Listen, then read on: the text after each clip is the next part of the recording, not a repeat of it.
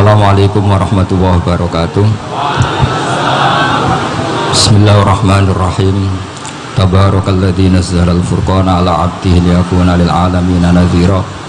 Allahumma shalli wa sallim ala sayyidina wa lana Muhammadin wa ala alihi wa sahbihi asma'in. Nama ba'du.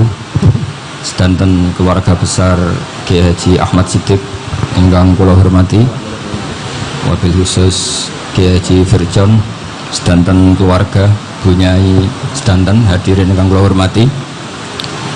Niki seneng sekali iki hujan nggih. Yes. Wae dinikmati mawon. Karena kata Imam Ghazali itu syaratnya orang tobat itu harus bermandi hujan. Karena itu akal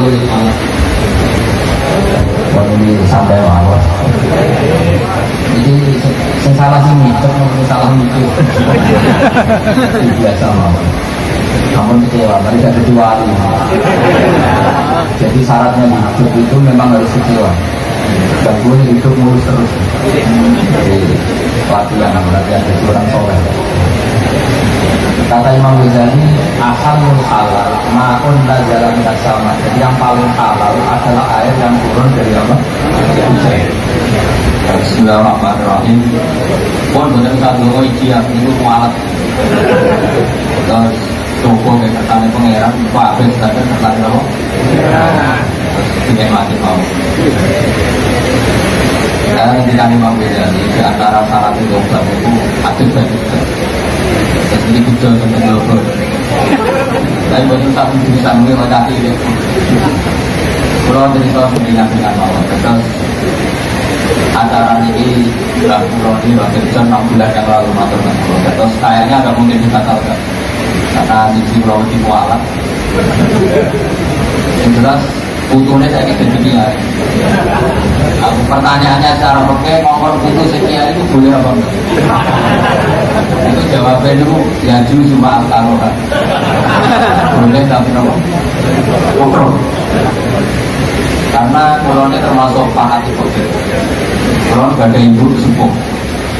Jadi kalau yang undang saya tidak pernah sepuh itu hukumnya memang haram. Karena saya meninggalkan kewajiban.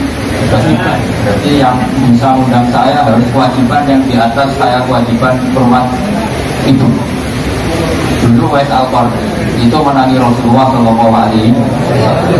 Bacanya Uwais Al-Qarni, jangan salah harokat.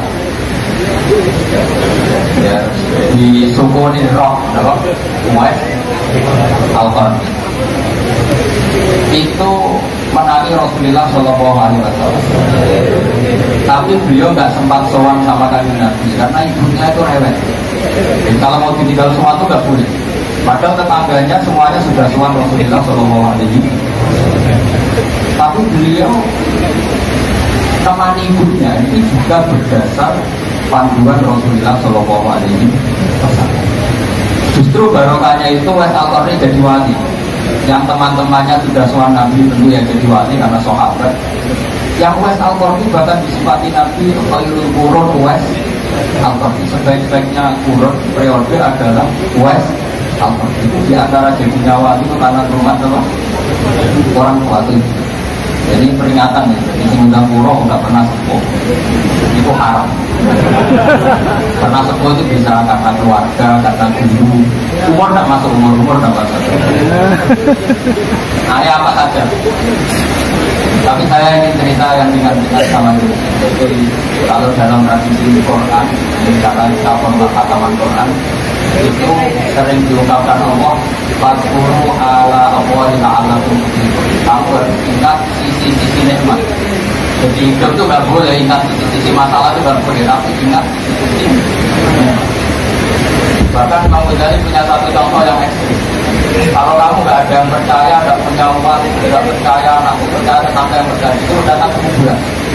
Disuruh bilang begini, semua orang yang mati itu punya keinginan satu, yaitu kembali hidup. Keinginan orang mati seluruh dunia, termasuk Fir'aun. Itu minyak hanya satu, ingin apa? Dan Anda punya nikmat yang diingini seluruh orang mati di dunia. Keren apa enggak? Keren. Itu caranya syukur. Ya orang syukurnya beramal yang percaya, punya berapa ini, dukun berapa ini. Jadi politik itu gagal. Apa saja gagal. Itu datang ke kuburan supaya ingat punya nikmat yang dimiliki seluruh orang yang mati di seluruh dunia, mulai Nabi Adam sampai sekarang. Kita punya nikmat itu, yaitu nikmat hidup.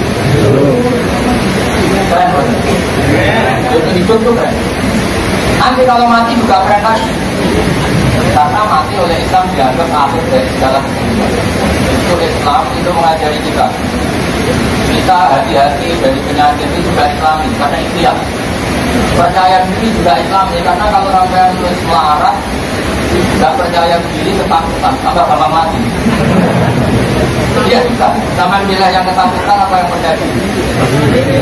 Tapi percaya diri sama dapat yang ini.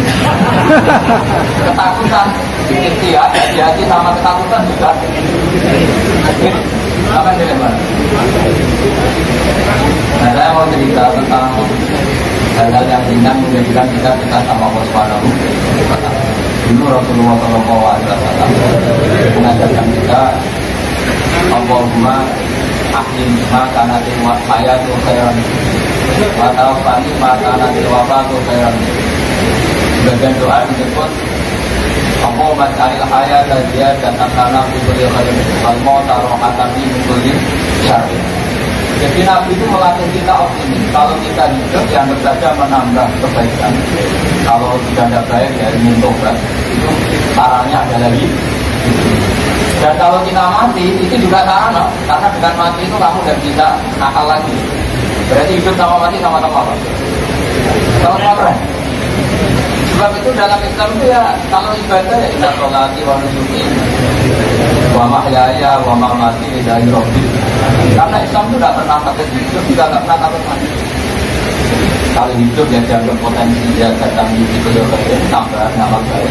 Kalau mati berarti rohat tadi mengkulisar yang akhir dari segala kebutuhan. Sehingga dalam tradisi dia itu saya berkali-kali bilang, orang preman mati, apa itu? Sampai semua orang gak sepakat. Wah, saya ini jangan apa? Pernah kayak itu. Artinya dia bilang, saya ini sampai saya satu di preman. Tidak boleh, nama apa? Ya apa? Jadi dia itu ilmunya banyak, sama tidak usah bantah. Sebanyak-banyak sampai baca, banyak dia. Saya ini mondok politik sampai sekarang belum pernah boleh. Bantah uang yang mondoknya kamu terjemah, itu kan lain. Kalian bantah babetkan saya mulut. Saya itu dulu dia itu wakil pelopor kalau mau bertaran, saya masih mau bertaran. Dalam usaha bicara wakil pelopor itu sering debat sama dia bicara. Saya pas itu panitia. Saya tahu kalau dia itu sudah berusaha. Tapi kalau debat saya kalau sekarang itu gak jelas. Karena debat peke itu mau pinter-pinteran ngomong. Jadi kalau debat peke itu memang repot. Karena sisi pandang fikih itu banyak. Sama tak ada ini caranya debat fikih. Saya punya sekian contoh karena saya ngaji banyak. Nabi Isa itu kalau orangnya ceria sekali. Pernah ditegur sama Nabi Yahya. Mali aro kaldo hikam kaan naka amin tamu makbilah. Saya melihat kamu selalu senyum ceria seakan-akan tidak ada adabnya Allah. Terus Nabi Isa balas ke Yahya, mali aro ka'abisan ka'an naka anis sami rahmatillah. Kamu kok pernah terus kaya linggonya rana rahmat. Jadi kamu milih mana? Senyum terus apa merengut terus? Partainya hanya dua, Nabi Yahya sama Nabi Isa. Jadi khazanah itu banyak. Untuk melawan penyakit itu ketakutan itu bahaya. Karena bisa mengganggu imunitas tubuh. Orang harus percaya diri, harus pede. Meskipun harus hati-hati, tapi harus tetap pede. Dengan demikian imunitas tubuh kita terjaga. Jadi ya sudah seperti itu. Semua orang punya cara untuk menjaga diri masing-masing. Kemudian tentang Pak Ahmad Siddiq, saya tahu banyak karena dulu saya masih ingat. Ini sekaligus ijazah pada cucu-cucunya. Kalau sama anaknya tidak berani saya. Sama cucu-cucunya. Saya masih ingat. Mbah Ahmad Siddiq itu sangat loyal sama yang namanya negara. Kita tahu beliau adalah termasuk orang yang bintang ketika Muktamar Situbondo, ketika NU pertama kali nerima asas tunggal yaitu Pancasila. Kayak apa ulama-ulama kita ya, mulai Mbah Ahmad Siddiq, Mbah Ali Maksum, Gus Dur, Mbah As'ad, semuanya lah. termasuk Mbah Mun, semuanya loyal sama negara sehingga NU menerima asas tunggal. Itu saya masih ingat karena Bapak dulu perwakilan dari NU cabang Lasem. Beliau pernah ngundang Mbah Ahmad Siddiq di sini, zaman itu zaman Pak Dzufar ikut ngundang ke sini Bapak saya. Itu saya menangi beliau ngisi pengajian di hallnya buyut saya, Mbak Umar bin Arabi. Jadi saya ini zuriyahnya Mbak Umar bin Arabi sama dengan keluarganya Ki Hamid Pasuruan. Itu beliau cerita bahwa kemenangan Islam itu tidak harus kita yang menang kangelan. Kadang Allah bikin orang lain yang kangelan, kita yang ikut menang. Jadi dulu kata beliau, banyak ulama ketika kita diserang Jepang, saya masih ingat, saya karena pas itu ikut ke Lasem, karena saya santri sarang, Mbak Mun ngisi di Lasem, saya ikut di Lasem karena saya masih keluarga. Itu ulama-ulama itu mimpi dibacakan ayat ghulibatir rum fi adnal ardi wa hum min ba'di ghalabihim sayaghlibun fi bid'i sinin lillahil amru min qablu wa min ba'du wa yawma idzi yafrahul mu'minun. Itu dulu itu ada pertarungan besar antara kerajaan Romawi dan kerajaan apa? Persia. Kita tahu Romawi itu Nasrani. Saya ulang lagi, Nasrani. Nasrani itu percaya adanya Allah, adanya Tuhan, dan percaya adanya kitab samawi. Sementara musuhnya itu Persia, orang yang tidak bertuhan, tidak berdasar kitab samawi. Ketika Persia mengalahkan Romawi, itu orang Islam ikut susah karena terus dibully sama orang-orang kafir Mekah. Orang kafir Mekah adalah orang yang tidak punya kitab samawi. Katanya orang kafir Mekah, iku lho balamu jute duwe kitab jarene di hubungan mbek langit, nyatane perang keok, paling kon ya podo. Jadi ada analogi bahwa kalahnya orang Nasrani itu dianggap simbol kekalahan orang yang bertautan atau berhubungan dengan langit. Akhirnya orang Islam susah. Saking susahnya orang Islam sampai Abu Bakar itu tanya, ya Rasulullah, lalu orang Romawi menang itu kapan? Terus ada surat turun fidit isinin, ya kira-kira 3. Abu Bakar pas itu belum alim-alim amat, jadi ngartikan 3 itu ya 3 betul, sehingga beliau masyhur itu cara Jawa totoan itu kimar. Pokoknya nanti Romawi pasti menang 3 tahun lagi. Akhirnya ketika datang itu taruhannya dengan 10 unta. Datang ke Rasulullah, Nabi menjelaskan, loh ndak, bid'u itu mabena salas ilatis itu 3-9, kamu jangan bilang 3. Ya sudah, taruhannya ditambah sampai 100 unta, tapi pembuktiannya enggak 3 tahun tapi nunggu 9 tahun. Sampean jangan tanya, berarti dulu pernah taruhan halal. Zaman sebelum ngaji saya sampean sudah sering taruhan, jadi jangan nyalahkan saya. Nanti itu ada ilmunya, namanya nasah apa? Mansukh. Dan taruhannya Abu Bakar tidak kayak sampean. Taruhan yang sangat-sangat demi Islam, bukan demi hadun nafsi. Betul. Ketika tahun ke-7 orang Islam itu menang. Gila ya, tahun 9 itu umat Islam menang. Menangnya umat Islam mengalahkan musyrik Mekah itu di Badar. Romawi mengalahkan apa? Persia. Gara-gara Romawi mengalahkan Persia itu cara berpikir orang tuh rubah. Ternyata langit itu ada, kekuatan langit itu ada. Sehingga meskipun akhirnya orang Kristen bilang ada Trinitas, terus mereka keliru dalam mengartikan Isa, tapi ada sekian nabi yang mereka sebut dan mereka hormati. Ada sekian kesamaan.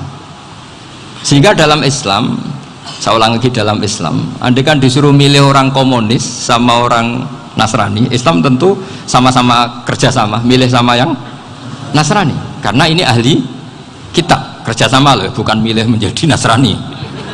Nanti kapan salah paham, senangannya terus bully. Itu semangatnya pasti hasad. Nah, terus lalu relevansinya dengan Indonesia gimana? Wa yauma idzi yafrahul mu'minun, ketika orang Romawi yang punya kitab samawi mengalahkan Persia yang tidak punya kitab samawi, itu orang Islam ikut bunga, ikut gembira.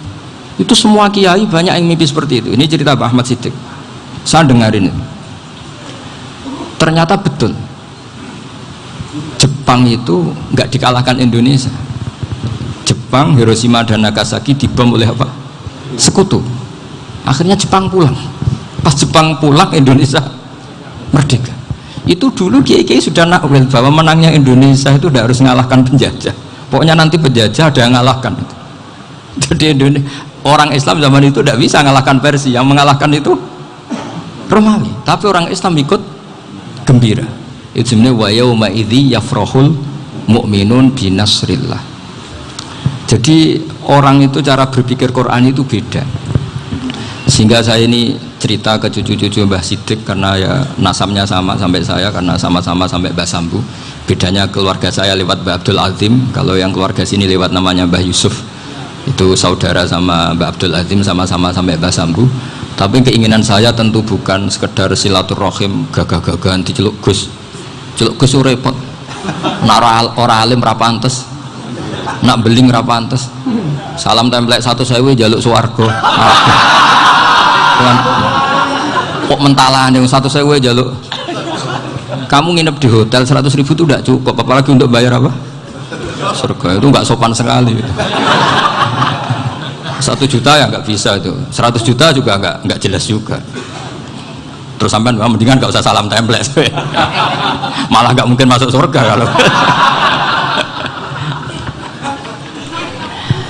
Jadi dulu yang namanya zuriyah, sampean tenang saja, nasab sampean tidak kalah dengan kita, karena nanti setelah di kuburan itu gus-gus itu nggak penting. Semua kalau ditanya bapak kamu siapa, jawabannya siapa? Nabi Ibrahim. Sudah parmin parlan hilang semua, sudah aman pokoknya nanti. Karena kalau nanti ditanya malaikat bapak kamu siapa, jawabnya Nabi siapa? Ibrahim. Makanya saya itu pemuja Allah yang serius. Sampean ya pemuja Allah, tapi kan kadang kurang alim. Saya ini pemuja Allah serius. Saya itu kalau ngaji, ya ngaji biasa belajar, itu sering nangis, nangis seneng. Misalnya saya baca tadi, Miftahul Jannah la ilaha illallah, lu kunci kok dikasihkan. Kita ini masuk neraka gak pantas, enggak bawa kuncinya kok masuk. Gitu. Harusnya kita ini masuk surga, kita kan pegang kunci surga, gak pegang kunci neraka. Maka aneh kalau kamu masuk neraka itu aneh. Coba kita pegang kunci surga apa kunci neraka? Tapi kadang teman saya suon rokok anu kunci ini karena tidak ada pintunya. Terus saya bilang, kamu kok tahu? Memangnya mau ke sana, kata saya. Saya tidak punya rencana tahu neraka. Karena nanti di antara syafaatnya Quran itu orang kalau mau masuk neraka tidak jadi. Ya nggak apa-apa ya, diatur sendiri. Jadi di antara syafaatnya Quran itu orang nggak jadi masuk neraka. Jadi syafaat itu ada 2, dari neraka diangkat ke surga, dan itu bisa lama itu. Tapi kalau syafaatnya Quran itu yang belum masuk neraka supaya nggak jadi masuk neraka. Karena neraka juga punya aturan, dia juga kena aturan fikih. Jadi betul ini, saya ada guyon. Jadi kena konstitusi apa? Fikih. Sama tak ceritani syafaatnya Quran itu ada orang itu beling itu fasik. Itu dihafal surat Tabarok. Hafal betul. Tabarakalladzi biyadihil mulku wa huwa ala kulli syai'in qadir alladzi khalaqal mauta wal hayata. Pertanyaannya gini, boleh enggak orang menginjek surat Baqarah? Boleh enggak? Enggak. Padahal orang hafal Quran itu artinya ayat itu ada di hatinya. Fa inna wa ta'ala la yu'adzibu qalban wa al-Qur'ana. Allah tidak akan menyiksa hati yang menyimpan Quran, yang jadi flash disknya Quran, yang jadi rekaman Quran. Singkat cerita orang ini hafal. Pas ketemu Mungkar Nakir prosedur kan, ini orang fasik mau diantemin sama Mungkar Nakir. Prosedur ya, dia kan prosedur standar. Si surat Tabarok akhirnya menjelma jadi seseorang yang gagah berani. Kamu nggak boleh nyiksa orang ini. Saya ini kalamullah. Kalau kamu nyiksa dia berarti nyiksa saya. Kamu berani sama kalamullah. Wah ya tidak berani jadi Mungkar Nakir. Tapi orang itu nakal, harus saya gebukin. Tapi kata Quran tadi, tapi saya di situ pasti kena saya. Oh debat, nggak ada lajnahnya, ini gak ikut. Kalau Gus Wirjon ikut jadi lajnah. Kalau jadi lajnah pasti kroninan, kalau santrinya dimenangkan nanti. Akhirnya debat. Ya sudah kita ketemu Allah. Akhirnya Mungkar Nakir sama Quran tadi surat Tabarok datang sowan sama Allah. Terus kata Allah, memangnya kenapa Mungkar Nakir? Saya harus nyiksa dia karena dia fasik ya Allah. Memangnya kenapa surat Tabarok? saya ada di situ. Menurut aturan orang tuh nggak boleh injak-injak Quran. Kalau dia nuduk saya, nuduk Quran, itu harus dikasih tahu fikihnya mungkar nakir. Akhirnya Allah ngendikan gini ke surat Tabarak, ya sudah terserah kamu. Kalau terserah kula Gusti, mungkar nakir nggak boleh nyentuh orang ini. Ya sudah selamat. Sehingga terus itu sama baca di termasuk mujizatnya surat Tabarak di tafsir Ibnu Katsir banyak. Karena tadi logikanya malaikat itu juga kena aturan fikih. Sehingga banyak ulama termasuk Said Muhammad ngendikan pertanyaan mungkar nakir itu tidak semua orang kena. Kalau semua orang kena, nanti kalau tanya Nabi Muhammad, waman Nabi Yuga, kacau kan jamnya. Nabi kamu siapa? Lu saya ini Nabi. Ya kan?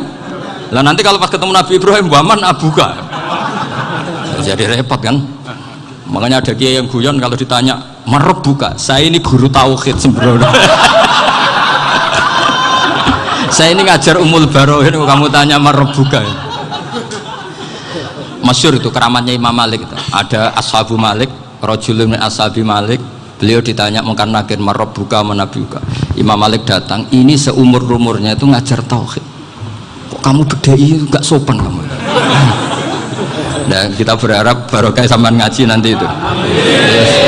Malaikat itu anak sungkane gitu. Jadi dan saya meskipun guyon itu serius. Bedanya orang alim sama ndak itu di situ. Kalau orang alim itu guyon itu masih bener, masih serius. Coba saya bacakan ayatnya. Ala inna auliya Allahi la khaufun alaihim wa lahum yahzanun.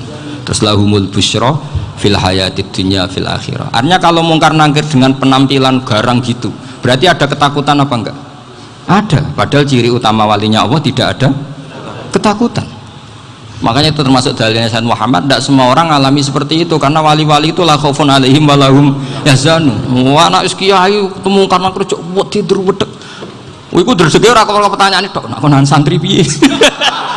Lho isen wis kiai dihanjuti mau karena nakir. Malu gak kira-kira? Mesti pelengahan konan santri piye? Nak jawabannya gampang karena pernah ngajar tauhid. Makanya Sayyidina Ali ini cerita ini ada di kitab Nurul Dholam, sama di kitab Nurul Dholam karangannya Syekh Nawawi Banten. Itu Sayyidina Ali itu ya, andekan orang biasa mungkin ya agak-agak hasut, tapi ini wali gak boleh kamu katakan hasut. Dia itu mangkal sama Umar. Orang kok setiap orang pernah dibentak, apa dia berani bentak mungkar nakir? Penasaran dia. Bagaimana perangnya Umar itu berlanjut enggak gitu kira-kira. Akhirnya minta, ya Allah saya minta kasyaf. Ya karena yang minta Sayyidina Ali karena mau wajah dituruti sama kasyaf. Dilihat Sayyidina Umar pas meninggal itu. Jadi hasud itu ya kadang penting asal baik. Loh betul, bahasa Kanjeng Nabi kadang la hasada illa fisnaten. Itu Nabi membahasakan ya hasad. Gus Firson aja yang nafsirkan ghobtoh itu kan gaya-gayanan sebagai ulama. Aslinya Nabi ngendikannya itu la hasada illa fisnaten. Ulama yang ganti itu namanya ghobtoh. Wong Nabi sendiri nyebut hasad kok kamu tafsiri ghobtoh. Ya hasad ya hasad. Udah ada usah ditawil-tawil pokoknya gitu. Kalau sama nggak percaya nggak apa-apa. Kok gitu aja kok repot. Karena sama nggak percaya kemungkinannya dua. Satu nggak ngerti. Dua sama-sama alim kan dari awal kalau sama-sama alim kan laisa li alimin ayuqallida aliman akhir. Kita nggak perlu saling mengikuti. Ngapain hasud? Biasa aja. Akhirnya Sayyidina Ali kasut. Pas Umar bangun. Setelah mati kan bangun, setelah meninggal bangun. Mungkar nakir datang dengan perang yang sangat garang. Itu digambarkan Sayyidina Ali matanya itu kal kidril ghali. Kayak apa? Kendil yang apa? Menganga. Wah seru. Sayyidina Ali senang, paling takut ini Umar. Senangnya bukan main, wah ini mesti takut Umar. Biasa. Ternyata enggak, Umar malah bangkit. Woi, mungkar nakir ya. Kamu tahu menghadapi siapa? Itu betul ya? Kamu itu menghadapi temannya ahabbal khalqi ilallah. Yang diandalkan temannya bukan dia.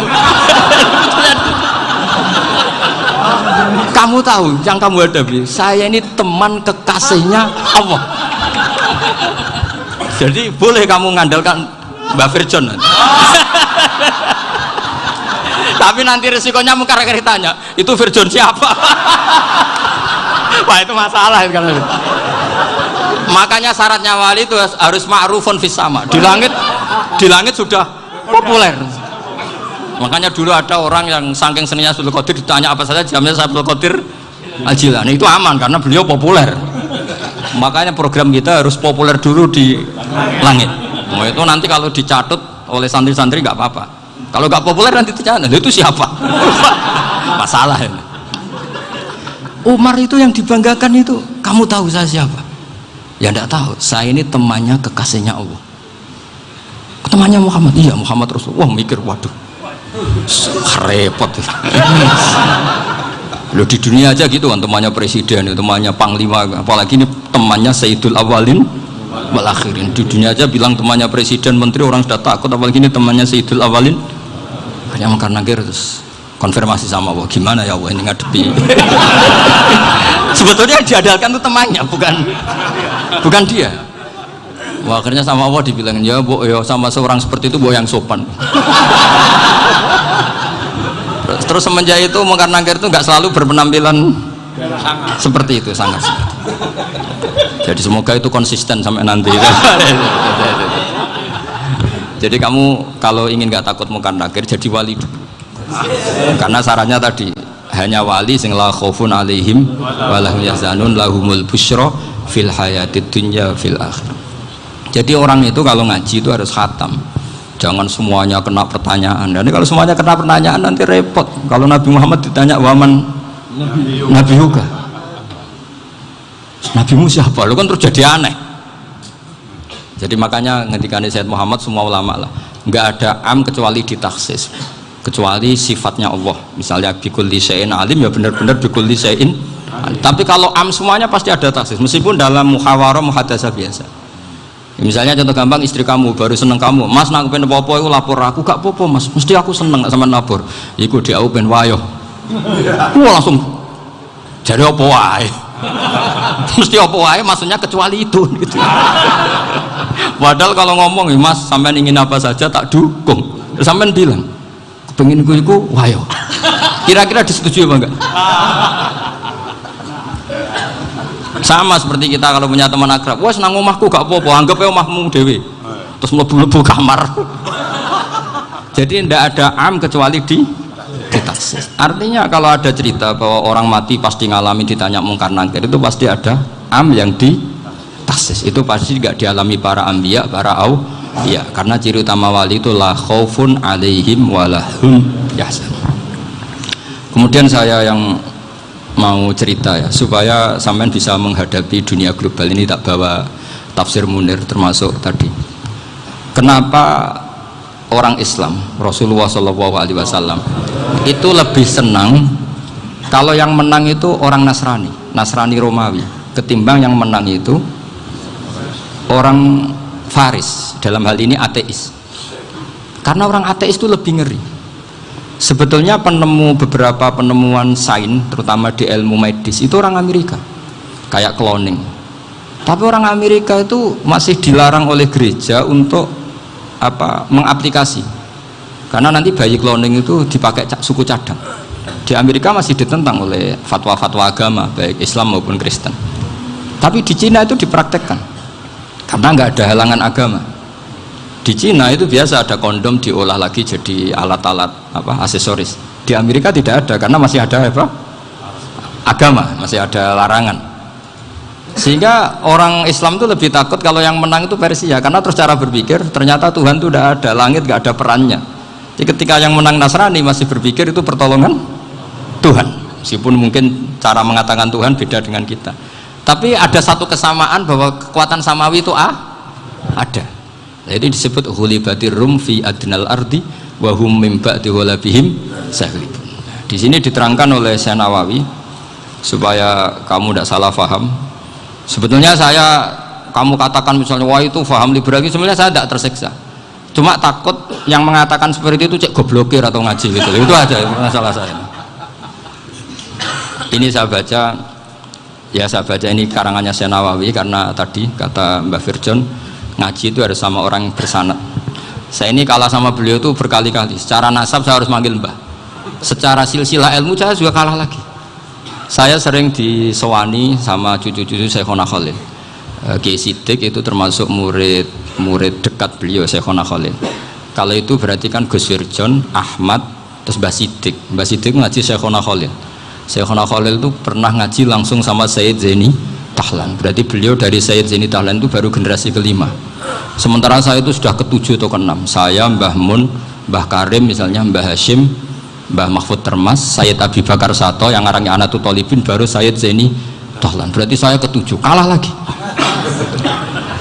Tapi untuk jadi wali biasanya cepat saya. Karena syaratnya jadi mbah itu ngalah demi putu.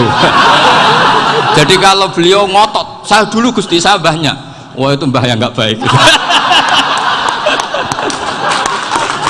Pasti jatahnya dikasihkan apa? Cucunya dulu. Makanya Abdul Muthalib itu orang yang dapat wangsit, tapi yang jadi nabi itu cucunya. Jadi dalil saya banyak. Sebenarnya Abdul Muthalib itu sudah sering dapat wangsit. Karena saya bahasakan wahyu, Nabi yang protes, enggak nabi kok dapat wahyu. Tapi sebetulnya Abdul Muthalib itu masyhur. Kalimat-kalimatnya menunjukkan bahwa beliau itu sudah dapat wahyu kalau nanti cucunya itu jadi apa? Nabi. Makanya senangnya bukan main Abdul Muthalib sama Rasulullah. Putu seneng, mbah seneng putu. Jadi mungkin, jadi sampean enggak usah protes loh. Yang jadi wali kok cucunya dulu. Betul. Dulu Mbah Hamid Pasuruan itu kalau Mbah Ahmad Siddiq ke sana, Mbah Hamid Pasuruan kalau manggil Mbah Ahmad Siddiq itu paman. Tapi pamannya minta ijazah ke ponaan. Apa ya gara-gara itu memang. Kalau itu masih berlaku apa? Ngalah tadi. Kayaknya masih apa? Hawane masih. Hawane masih. Karena melihat tren-tren langit masih gitu kayaknya masih. Masih itu. Ya, tapi mbahnya tetap dapat jatah, tenang saja nanti. Tapi memang sebaiknya mbah itu legowo. Rasulullah Muhammad SAW itu terkenal min dzurriyyati Ibrahim. Tapi kata Rasulullah, ana dakwatu Ibrahim wa bisyaratu Isa. Aku nganti ngene iki barokah dongane Nabi siapa? Ibrahim. Jadi dongane Nabi Ibrahim ya tiba teng putu. Jadi banyak bukti bahwa jatuhnya ke putu gitu. Tadi saya di kamar sama beliau berduaan. Nih Mbah sing dadi wali di sini, aku webang. Cocokan tadi. Nah, kenapa saya akhir-akhir ini gulirkan daftar wali? Kenapa? Saya ini resah ya, orang sudah ingin dicintai pejabat, dicintai tetangga, dicintai teman. Tapi kadang-kadang orang lupa lagi dicintai Allah. Makanya saya meskipun guyon, tapi ini amdan, bukan sahwan. Supaya orang punya cita-cita lagi jadi wali, ingin dicintai Allah. Kita ini terlalu lama ingin dicintai makhluk. Mbok ya naik kelas sedikit lah. Ingin dicintai Allah Subhanahu wa Ta'ala. Meskipun saya guyon, tapi tadi guyon saya tuh lebih serius ketimbang serius Anda. Karena tak pikir saya tuh kalau pergi itu seneng ngebis, bukan karena saya tidak punya mobil, tapi saya sering mau butuh itu supaya gak diganggu. Karena saya tuh harus punya waktu sendiri. Kalau ngebis kan ketemu orang gak kenal, tapi sekarang ya gak susah, banyak yang kenal. Dan susahnya lagi gak minta ijazah, minta foto. Repot tuh. Mau dibenci itu umatnya Rasulullah Shallallahu Alaihi Wasallam, mau disetujui itu sanatnya mana? Kalau ketemu orang alim minta apa? Foto. Itu nggak ada sanatnya. Nggak tahu saya itu mazhab dari mana itu. Ya mazhab milenial yang jelas itu kan. Ini tak baca ya biar dapat. Karena ini kenangan saya sama Mbah Ahmad Siddiq. Saya masih ingat betul beliau ngisi hallnya Mbah Abdullah bin Umar, berarti abahnya Mbah Hamid. Karena mbah saya itu Fatimah binti Khalid bin Umar, kalau Mbah Hamid itu Hamid bin Abdullah bin Umar. Itu saya masih ingat betul zaman itu Mbah Hamid tiap hall di Lasem itu rawuh dan saya derek mbah saya karena masih misanan datang ke Lasem. Itu beliau pas itu ngisi sama Mbah Mun. Mbah Mun masih muda, Ki Ahmad Siddiq sepuh senior. Itu beliau cerita bahwa dulu ketika Indonesia dijajah Jepang itu para kiai mimpi dibacakan ayat Ghulibatir Rum fi adnal ardi wa hum min ba'di ghalabihim salim. Terus ada kiai yang tanya, takwilannya gimana? Ya nanti Jepang pulang bukan karena kita yang mengalahkan, tapi Jepang ada yang mengalahkan sendiri meskipun tidak kita. Kayak dulu Faris tidak dikalahkan Islam tapi dikalahkan Romawi, tapi yang senang umat Islam. Wa yauma idzi yafrahul mu'min. Itu luar biasa ulama-ulama kita. Delalah kejadiannya Indonesia seperti itu. Yaitu kita tidak mengalahkan Jepang, tapi Jepang pulang sendiri karena dikalahkan apa? Sekutu. Ya ini saya baca. Ini tidak usah dicek bacanya bener apa enggak, sudah aman apa aman. Karena kalau saya salah itu ya sengaja, artinya ya sengaja ya biasa maksudnya. Saya kemarin ngisi di Pondok Peloso, di Pondok Al Munawir Jogja.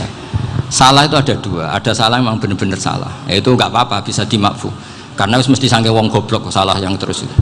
Ada salah bawaan ilmu, itu repot tuh dadaninnya. Karena misalnya kita yang biasa belajar qiraah sabah wayah sibuhu, mesti diulang lagi wayah sabuhu. Karena qiraahnya Imam Asim itu hasibah sabu bifathis sin. Sementara kita kalau ngaji kitab kulino yahsib. Sehingga kita yang biasa belajar sabah itu kalau baca kitab itu kayak orang bingung. Kadang-kadang yang ngaji juga bingung. Gus Pak mau di bulan pilih ya tepat-tepatan. Ada yang mengatakan Gus Pak bingung, ada yang mengatakan Gus Pak alim alama ya tepat-tepatan nasib tadi. Karena memang ya sabah memang seperti itu. Misalnya kufuan itu Imam Asim baca kufuan. Tapi beliau punya murid namanya Syu'bah. Itu kalau baca kuf'an. Makanya kita itu, ini kan khataman Quran ya, jadi saya menyinggung sedikit tentang qiraah sabah. Tadi beliau juga sudah tak kasih kitab saya Hifdzuna Liyadal Mushaf. Sama tak ajari latihan sabah, memang angel ya. Makanya yang nggak bisa itu wong pinter, sudah tahu angel ya nggak usah diteruskan kan. Orang menghindari barang angel itu pinter apa goblok? Pinter. Berarti wong goblok pinter. Saya tuh makanya sama orang goblok tuh respect. Jadi orang alim tuh angel apa gampang? Angel. Menghindari barang angel pinter apa goblok? Loh, orang menghindari barang angel pinter apa goblok? Pinter. Berarti wong goblok pinter. Jadi saya sama orang-orang goblok itu respect. Sudah tahu jadi orang alim angel ya barang angel ya harus dihindari. Makanya saya ini insya Allah umatnya Nabi yang termasuk yang terbaik. Amin. Karena mencintai umatnya Nabi termasuk yang goblok. Waduh. Itu tidak gampang itu. Karena tadi sudah tahu ya. Seperti itu loh orang naik panjat pinang itu yang naik karena ingin hadiah. Yang nonton sudah tahu wah licin kok dinaikin mau keplodok ya. Tapi orang sepakat yang nonton juga pinter karena sudah tahu ribet kok. Tukun yang pasar kena lah apa mana. Sama juga gitu. Ngalim tafsir angel, ngalim fikih angel. Ada karek ngaji ngerekam kan gampang. Itu pinter apa goblok? Pinter. Iya. Makanya kula niku mbok burohno ngono tok. Saya tadi dinasihati Mbak Virjon muga-muga hati saya selamat. Saya itu meskipun kata orang banyak, muhibbin saya banyak, tapi saya insya Allah tidak riya. Saya itu pakai kitab namanya Tasbitul Fuad, itu karangannya Said Abdul Al-Haddad. Ketika beliau punya muhibbin banyak ditanya, bagaimana ya Habib Anda menjaga hati Anda? Jamnya Said Abdul Al-Haddad itu unik. Innama azzamu Allah. Mereka itu sebenarnya menghormati Allah, cuma butuh sarana, dan itu saya. Jadi saya tahu sampean semua itu mencintai Quran, mencintai sunnah Rasul, mencintai hadis-hadis Rasul. Cuma sampean kan karena nggak paham, terus manfaatkan saya. Jadi sebenarnya saya ini korban. Korban. Jadi saya mau riak gimana? Korban kok mau. Bangganya di mana tuh? Coba sampean misalnya ngaji tafsir, belajar sendiri kan susah. Terkibnya susah, maknanya susah, bahkan beli kitabnya kadang nggak kuat. Untuk jadi alim tafsir itu kan harus beli kitab. Saya sering belajar kitab itu jutaan. Tafsir Tobari, saya pernah beli kitab Fakhrur Razi itu berapa coba? 27 jilid. Karangannya Fakhrur, belum karangannya ulama modern Imam Sa'rawi. Itu berapa jilid? Itu jutaan. Saya kemarin juga dihadiahi kitab Pak Quraish Shihab namanya Faidul Bari fi Syarhil Bukhari. Pak Quraish Shihab yang terkenal.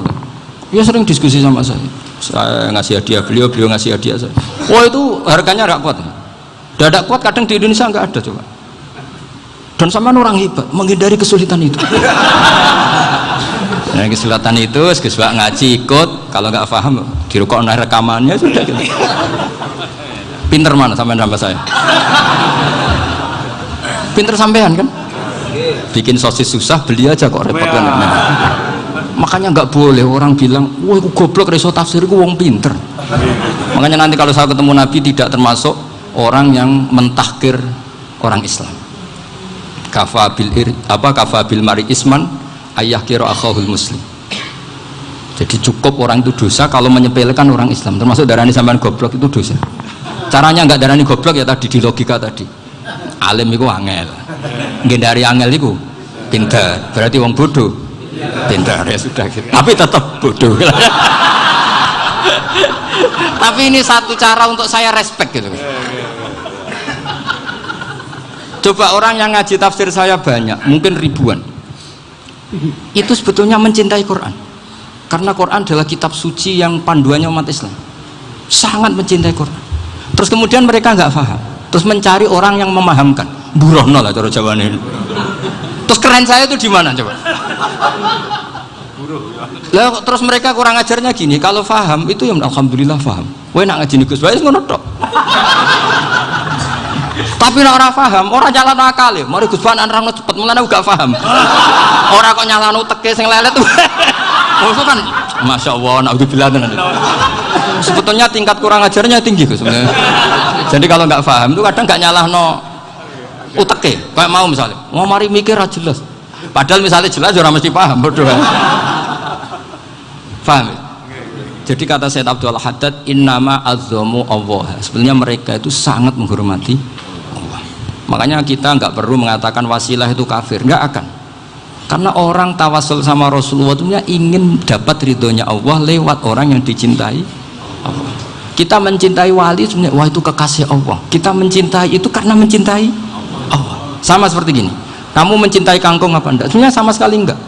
Tapi kamu ingin sehat, ada asupan gizi. Kamu ingin tubuh kamu sehat, butuh asupan gizi. Kemudian kamu makan kangkung.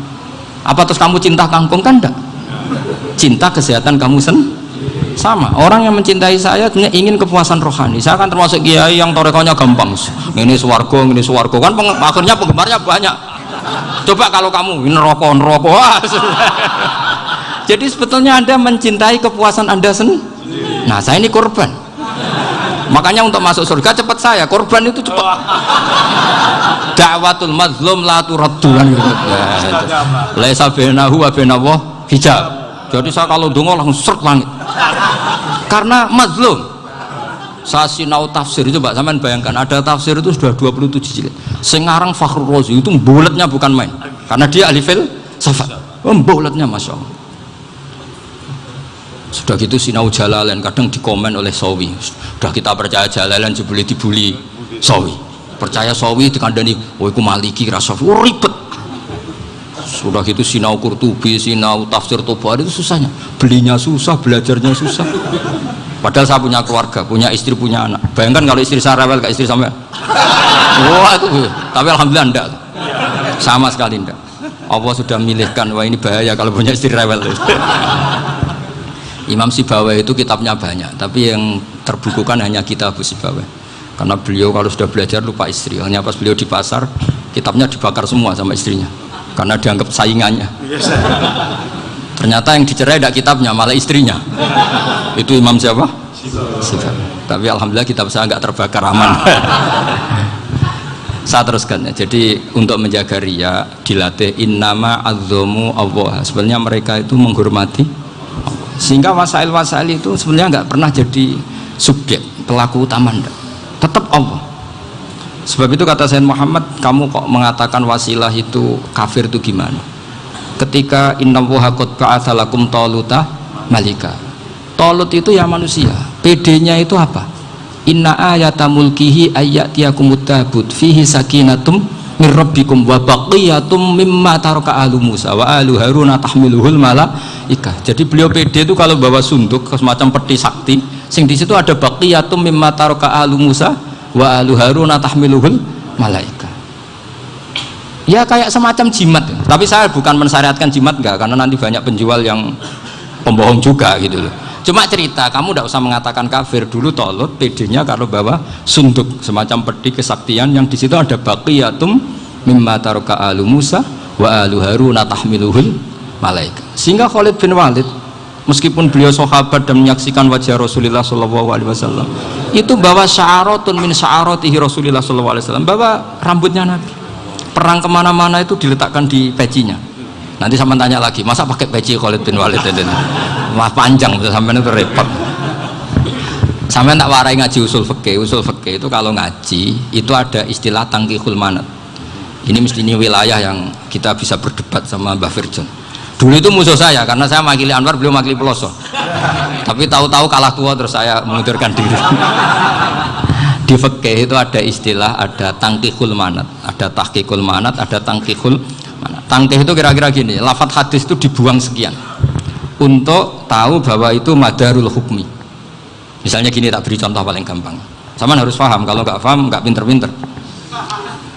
Ja'a a'rabiyun ila Rasulillah sallallahu alaihi wasallam. Ya karena ini menghormati Mbah Ahmad Siddiq, saya orang alim, jadi ngaji ini tetap ada suasana alim. Ya harus ada suasana alim, nggak perlu jadi orang alim tadi susah. Sudah ngedari susah itu pintar, sudah itu aja. Jadi orang alim susah, ngedari barang susah pintar, berarti orang tidak alim pintar. Nah, meskipun tetap sudah itu pegangi sampai mati nanti. Lu jadi orang alim tuh repot. Itu kata Imam Ghazali, kalau orang alim kalau mau masuk surga itu sama Allah nggak boleh, kif, kamu nggak boleh langsung masuk surga. Coba cari umat kamu, syafaati dulu. Nah, saya takut nyari sampean nggak bisa kembali. Saya tidak punya rencana itu, pokoknya mau masuk. Boleh sampean kuaduan balik raroh dewe, repot nanti saya. Berat jadi orang alim itu berat. Ya saya teruskan ya. Ada tangkihul manat. Ja'a a'rabiyun ila Rasulillah sallallahu alaihi wasallam. Faqala ahlaktu wa ma ahlakaka qal waqa'tu imraati fi nahari Ramadan. Ya sidang kita, saya ini rusak ya Rasulullah. Kenapa? Karena saya menjima istri saya fi nahari Ramadan. Terus kata Nabi, kamu harus bayar kafarah. Napa Nabi kafarah? Puasa 2 bulan. Wong baru 1 hari aja terjadi gitu kok disuruh puasa 2 bulan. Ya tidak kuat ya Rasulullah. Baru berapa hari saya puasa aja kecelakaan seperti itu, apalagi kalau sampai 2 bulan. Enggak ya Rasulullah. Ya sudah kalau gitu kamu pertama ngasih makan apa? Itku rokobah kan, pertama merdekakan budak. Tapi kan sekarang nggak ada budak, makanya terus sekarang langsung puasa. Wah ini nggak bisa semua. Ya sudah ngasih makan orang 60. Kasihkan siapa ya Rasul? Ya orang fakir. Saya ini paling fakir. Di kampung saya ini orang paling fakir. Jadi mulai dulu orang fakir itu hubungan suami istri itu paling lancar mulai dulu. Makanya orang fakir itu anaknya banyak karena hiburannya hanya itu. Wong Ramadan aja. Coba mau ke ATM nggak punya uang, mau antri di bank nggak punya, mau apa coba? Itu mulai dulu. Ini sanatnya mutasil. Wah, akhirnya sudah sanksinya kan tadi ya, itqu raqabah atau puasa 2 bulan berturut-turut atau ngasih makan 60 orang miskin. Lalu kata ahli usul fikih, kata A'rabi dibuang, nggak menjadi catatan hukum. Orang kota pun kalau melakukan itu juga kena sanksi yang sama. Imro'atau juga dibuang. Andai kan itu dilakukan untuk amatnya juga ketentuannya sama. Nah sekarang perdebatan antara Imam Syafi'i dan Imam Malik begini. Sekarang pertanyaan gini, jima istri itu hukumnya boleh apa haram? Boleh kan? Lalu kalau ada orang tanpa udzur kemudian makan siang-siang, cara Imam Malik hukumnya sama, harus kena sanksi yang sama. Karena sama-sama hadku hurmati Ramadan bihuri uzrin syar'iyyin. Sama-sama merusak hukum Ramadan tanpa udzur syar'. Lo jima itu tidak zina. Kan hukumnya jais. Nah, sekarang makan hukumnya jais, harusnya juga kena ketentuan yang sama. Cara pikirannya Imam Malik. Nah, alhamdulillah Imam Syafi'i gak setuju. Wah, cara setuju repot. Bahkan orang-orang Syafi'i sudah punya khilaf, kalau gitu minum dulu. Iya, biar gak kena. Iya, biar iftarnya pakai minum. Setelah minum baru jima kan. Ya. Ini sudah menyiapkan khilafnya. Ini khas Syafi'i ini, bongsong rekayasa hukum. Nanti bisa belajar jauh cara ngakali hukum. Makanya guyonan yang masyhur Gus Dur itu gitu. Ada seorang kiai atau Gus lah, ya punya salah, namanya manusia kan punya salah, entah cangkruk entah apa, pokoknya punya salah. Ada wartawan yang ngiranya semua kiai itu orang suci, sehingga tanya sama Gus Dur, Gus itu ada kiai kok ya pokoknya salah lah, tapi jangan bayangkan dosa besar, enggak, kecil-kecil aja. Itu gimana itu, padahal kiai kan orang suci. Jawabnya Gus Dur lucu, ya justru yang boleh salah itu para kiai, kalau kamu nggak boleh.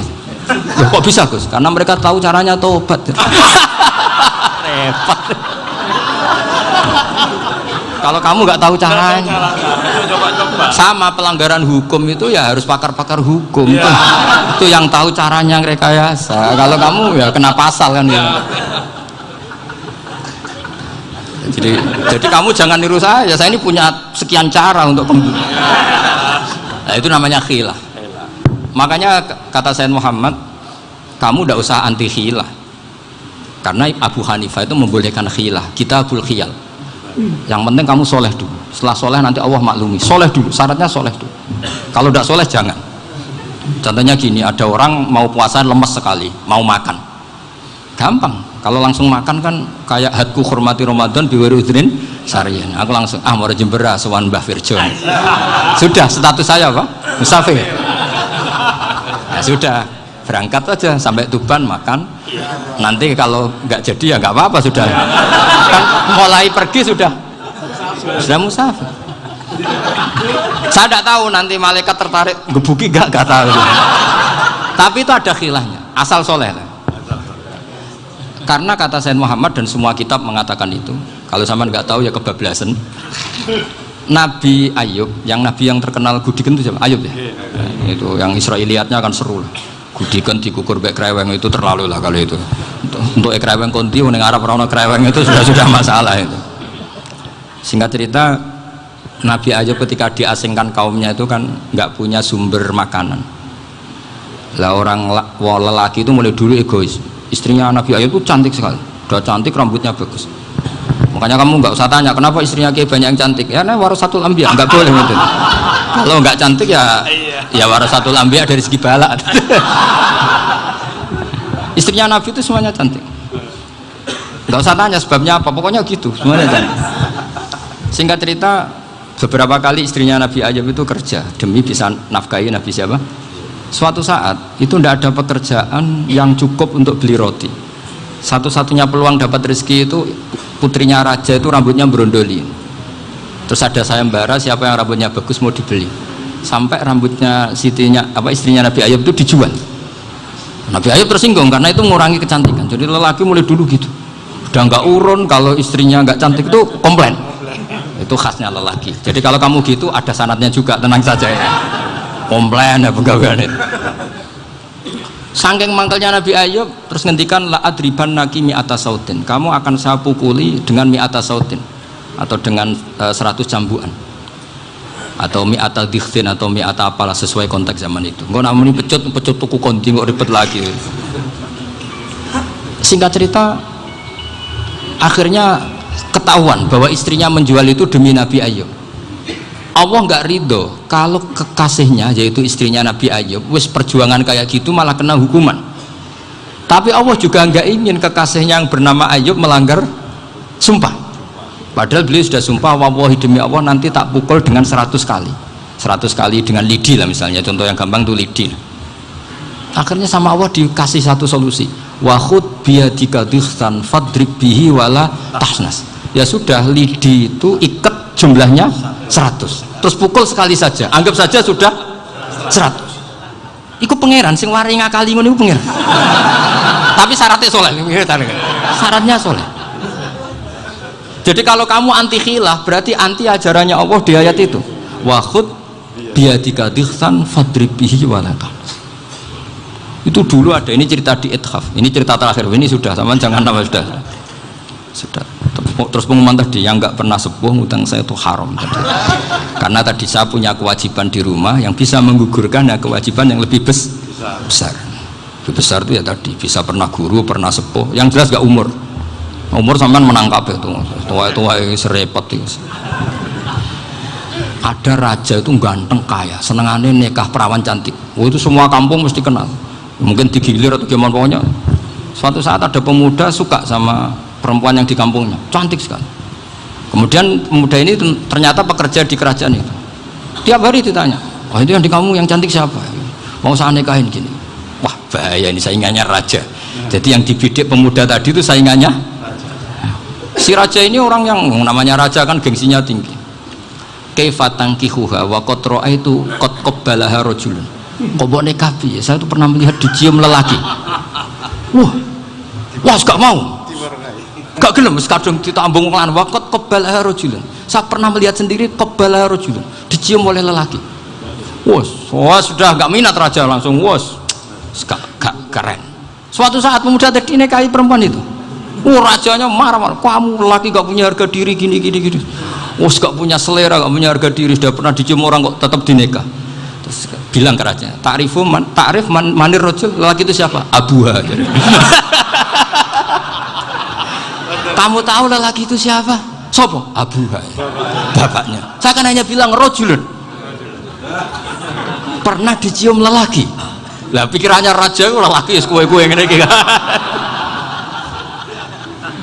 Tapi butuh canom mau rojo ben gak sido itu aja tuh. Baru kayak digulirkan gitu wakot kebalah rojulun. Wah nggak mau. Setelah itu satu saat pegawainya tadi nikahi perempuan. Kamu gak punya harga diri gini. Kamu tahu mandir rojul apa abuha? Wah nak ngono aku gak apa-apa. Lah monggo sakniki wis bojo kula. Ora trimo wis diambung wis macam-macam. Lah itu namanya khilah. Apa? Khilah. Kalau di Balawa disebut tauriyah atau apalah. Tapi saya tidak ngajari sampean seperti itu. Sudah pinter sebelum saya ajarin. Bangsa ngakali kan sudah pinter. Ya ini terakhir tak baca Arabnya saja nanti. Bismillahirrahmanirrahim. Biar dapat barokahnya Syekh Nawawi juga barokahnya guru-guru. Bismillahirrahmanirrahim. Wasababu nuzuli hadil ayati annahu kana baina farisa war rumi qitalun wa kanal musyrikuna yawadduna antaghliba farisu ar-ruma li anna farisa kanu majusiyan ummiyin wal muslimuna yawadduna ghalabatar rum ala faris liqaunihim ahla kitabin. Jadi zaman dulu orang Islam lebih senang kalau yang menang itu orang Nasrani. Kalau bandingannya ateis. Karena bagaimanapun percaya kekuatan langit. Sementara orang ateis sama sekali tidak percaya kekuatan. Apapun bedanya kita dengan Nasrani itu ada kesamaan, yaitu percaya adanya kekuatan langit. Sehingga ketika orang Romawi kalah itu orang Islam ikut susah. Paham ya? Makanya ini tak baca biar sampean nggak macam-macam pikirannya. Fab'atha Kisra saat terusnya, ya pokoknya seperti itu. Akhirnya Rasulullah SAW berdoa lebih seneng yang menang itu Rom karena ahli kitab. Artinya apa? Kemenangan ahli kitab adalah kemenangan makhluk atau hamba Allah yang mentautkan kekuatan kita di bumi dengan kekuatan langit. Makanya saya berharap selain kita ikhtiar medis, kita harus memperbanyak istighfar. Bagaimanapun semua itu dari Allah Subhanahu wa ta'ala. Kita menghormati negara dengan ikhtiarnya, tapi saya mohon sekali kita juga istighfar, karena semua itu juga ditentukan oleh Allah, oleh langit. Ya, saya kira demikian. Assalamualaikum warahmatullahi wabarakatuh.